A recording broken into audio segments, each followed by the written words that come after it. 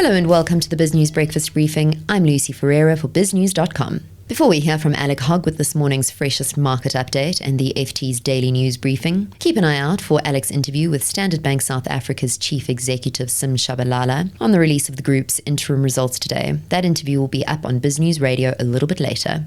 And in top stories on BizNews, an article stating that South Africa may need 1.25 trillion rand to end load shedding by 2035.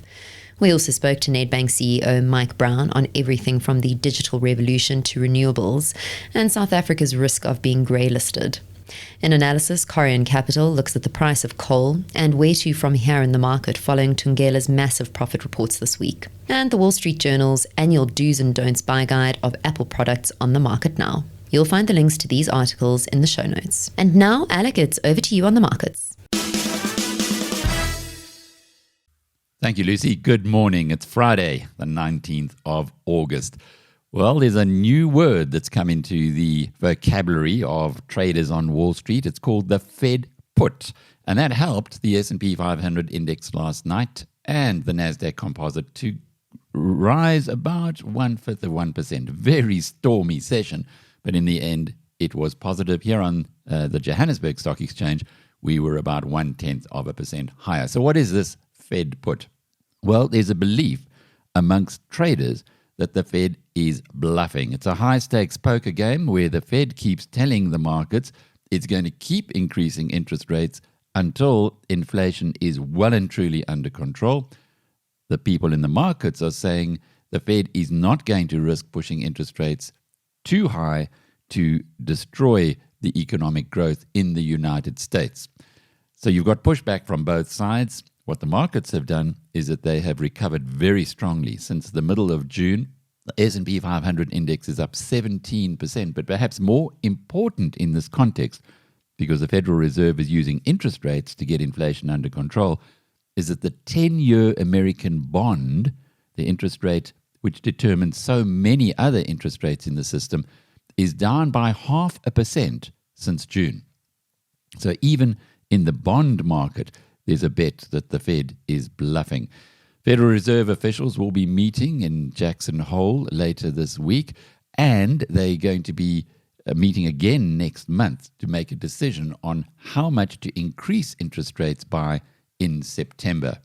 What they've been saying publicly is that the markets have got it wrong, and they'll only start cutting interest rates when they're convinced that inflation is down to 2%.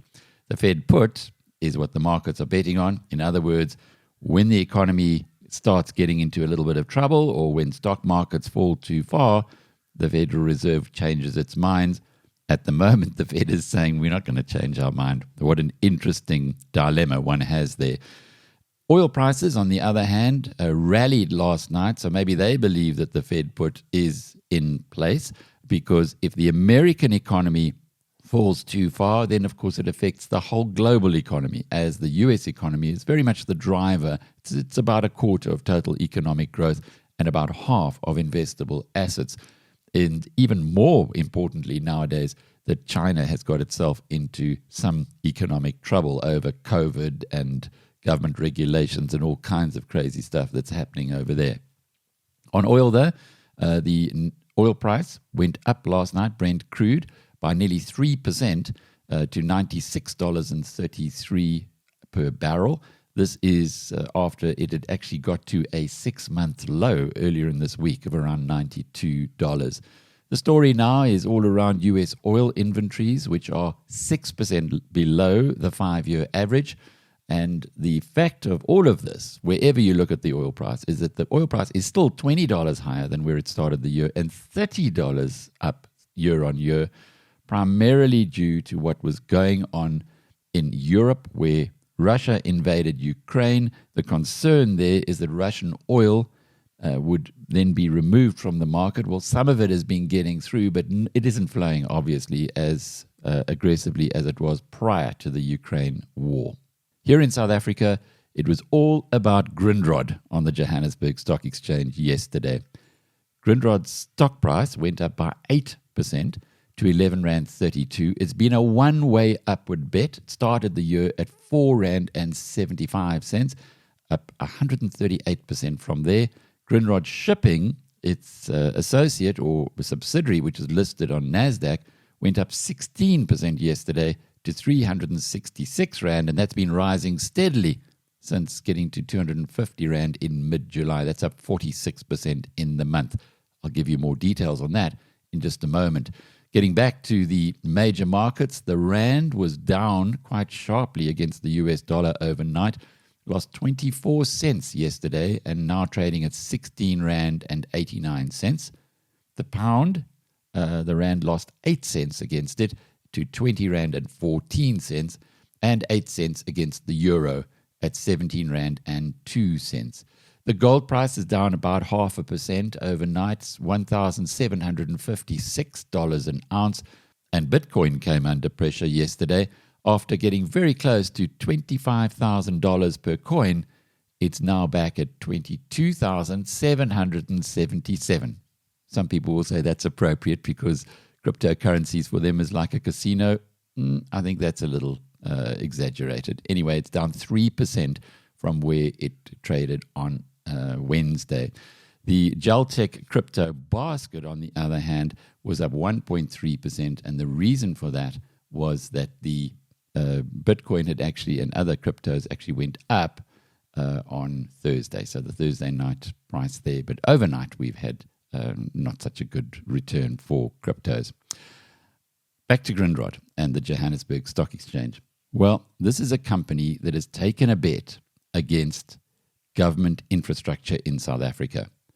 It's invested heavily in Mozambique and in particular in the Maputo port. And that strategy is paying off in dollops. It issued a business review and trading update yesterday for the 6 months to the end of June, telling us that volumes at the ports and terminals in Maputo in particular were up 30%. They're continuing to upgrade the infrastructure there, and Maputo Port will have a capacity of 36 million tons a year as against 24 million tons when Grindrod got involved in 2018. They've spent $110 million in upgrading the chrome and ferrochrome capacity expansion. This is important because all of those trucks that you see on the road in South Africa can now decide which port they go to. And if Maputo's got a more efficient offloading structure than Durban, Richards Bay, Kucha, or even Cape Town, then you can be quite sure that that's the route that they'll be taking. And clearly, an upgrade in capacity tells us that Grindrod believes that that's the case. The earnings that Grindrod earned from its ports and terminals operations are up by more than 100% year on year for the 6 months to end of June. That's what they told us in the trading update. Dry bulk terminals volumes grew 52%, and even their car terminal in Maputo grew volumes by 35%, which tells us that the exporting of motor vehicles from South Africa's internal manufacturers, Ford, Mazda, etc., which are based in Gauteng, would be going through Maputo rather than Durban as in the past.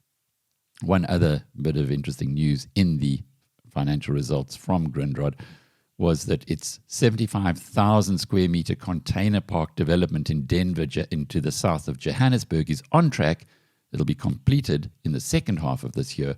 They've spent $118 million already on the project, and this is a critical part of a solution for shipping line customers.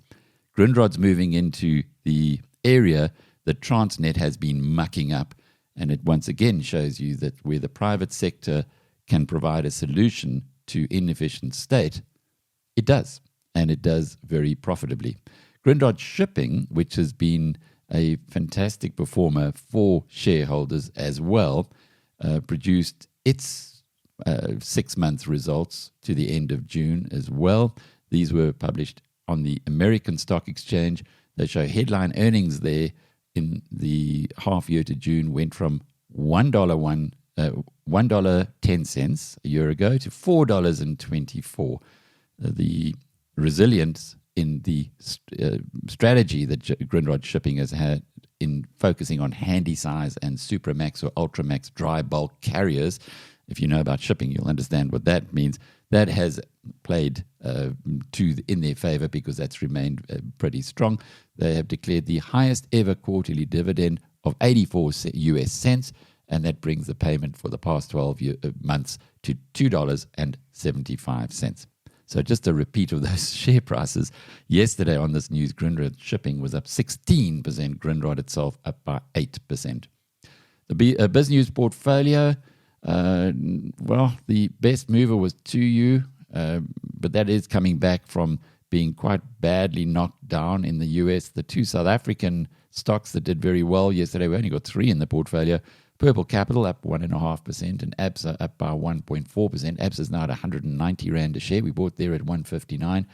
The rest of the portfolio, very small declines, excepting for Cloudflare, which was down 2%, and Palantir down by 3%.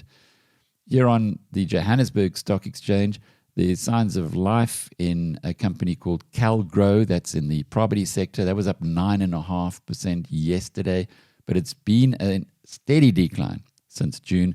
Went from 3.60 Rand to just under 3 Rand at the moment after that rebound. Gemfields is one you need to look at. That run has continued. That was up 6% yesterday to 3.60 Rand. Started the month 30% lower. Wilson Bailey down again, down another 5% yesterday to 83 Rand. The rally that took this stock from 70 Rand to 98 Rand in a month is now well and truly over. And MTN was down another 3%. So if you looked at the results and liked them as we did, maybe now's the time to start reconsidering, because at 142 Rand a share, MTN's share price is back where it was ahead of the results. Just to close off with the Asian markets this morning, are mixed. The Nikkei Dow in Japan is flat. The Hang Seng in Hong Kong up by 0.5%. Good morning from the Financial Times. Today is Friday, August 19th, and this is your FT News Briefing. Middle East states are looking at a windfall over the next several years. U.S. retail earnings were out this week. What do they say about consumer spending habits? Inflation has not hit consumer spending as hard as it has hit consumer sentiment. And our journalists are busy reading hundreds of books, one of which will be the FT's Business Book of the Year. We'll tell you about the long list. I'm Mark Filipino, and here's the news you need to start your day.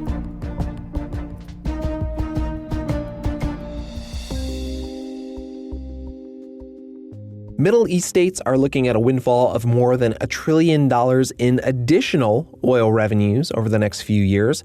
That's according to the International Monetary Fund. And that's thanks to high energy prices driven by Russia's war in Ukraine. That extra revenue will turbocharge the region's sovereign wealth funds, including Saudi Arabia's Public Investment Fund. These funds have plowed money into global stocks and other investments. In recent years, many have focused on sectors like tech and healthcare, both for the returns and to develop new industries that will make the region's economies less dependent on energy.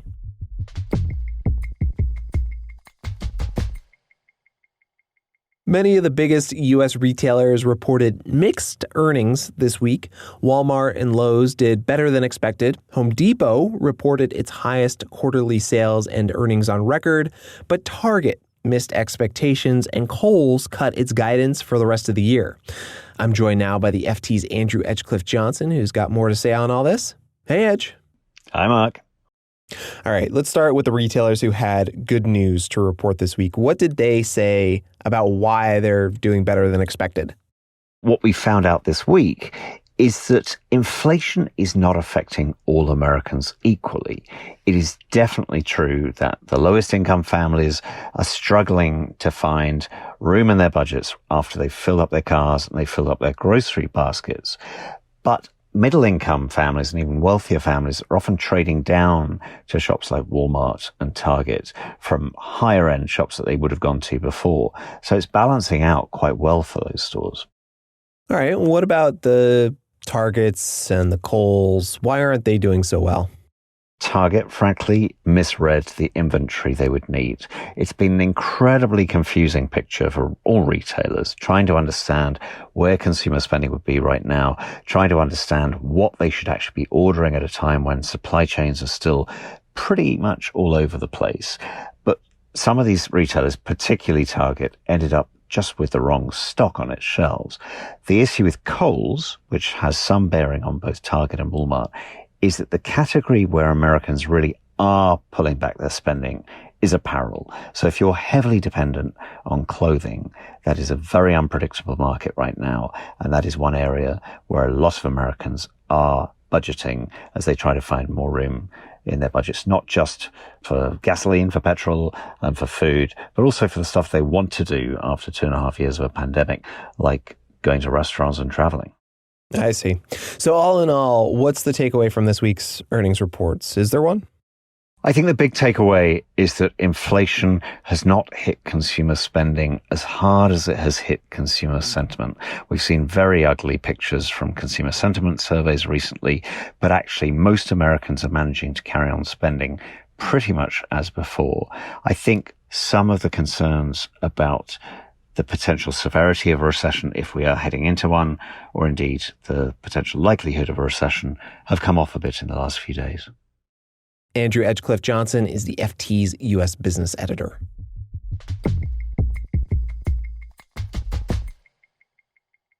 It's August, a time for vacation, for beaches, and beach reading. Dozens of FT journalists have been poring over stacks of business books as part of the selection process for the annual FT Business Book of the Year award.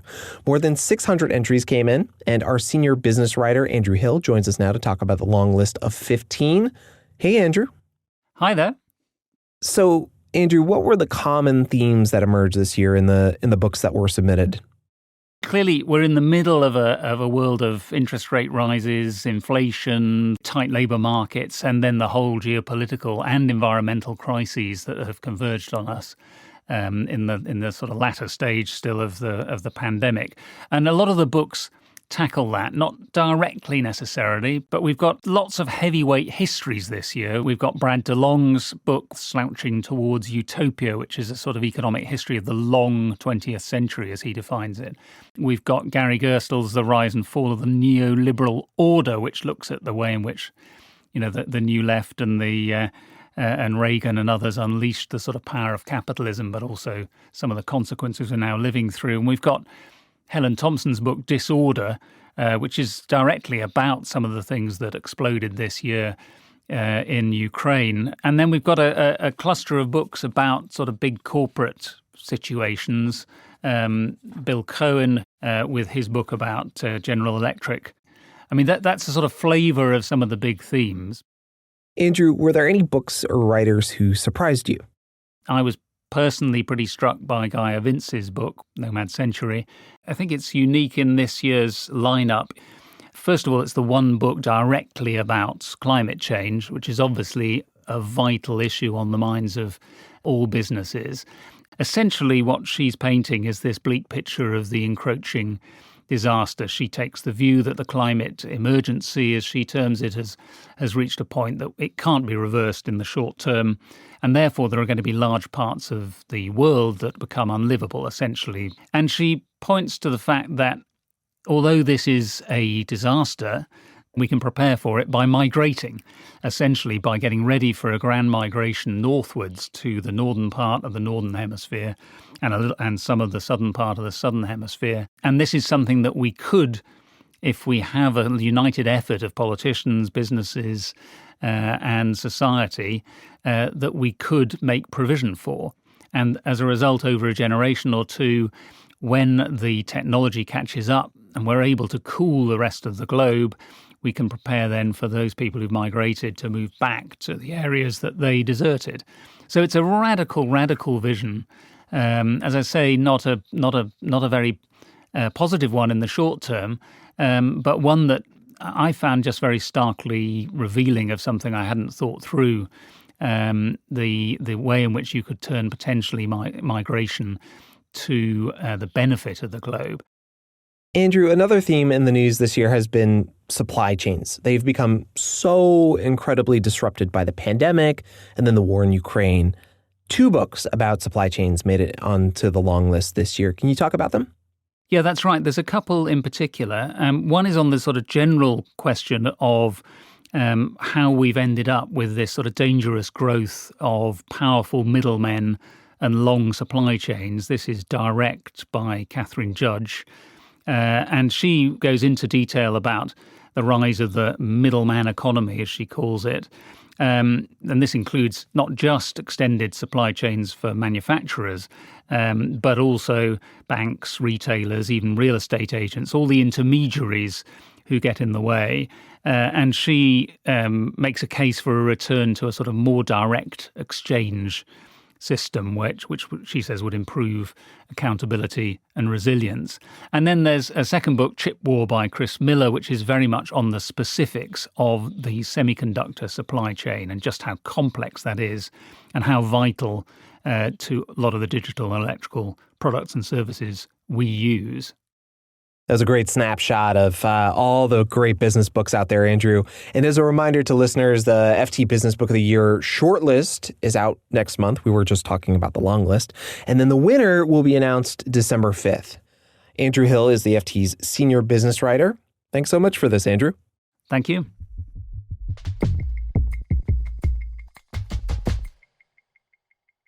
Before we go, U.S. scientists say they've discovered a way to destroy these things called forever chemicals. These are ubiquitous chemicals that have been used for decades in industrial and consumer products, everything from firefighting foam to nonstick cooking pans.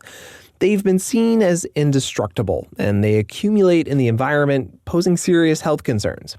But yesterday, in a paper published in the journal Science, researchers from UCLA and Northwestern said they've developed a cheap and low-energy process that breaks down 2 of the most important classes of these compounds and turns them into harmless organic molecules.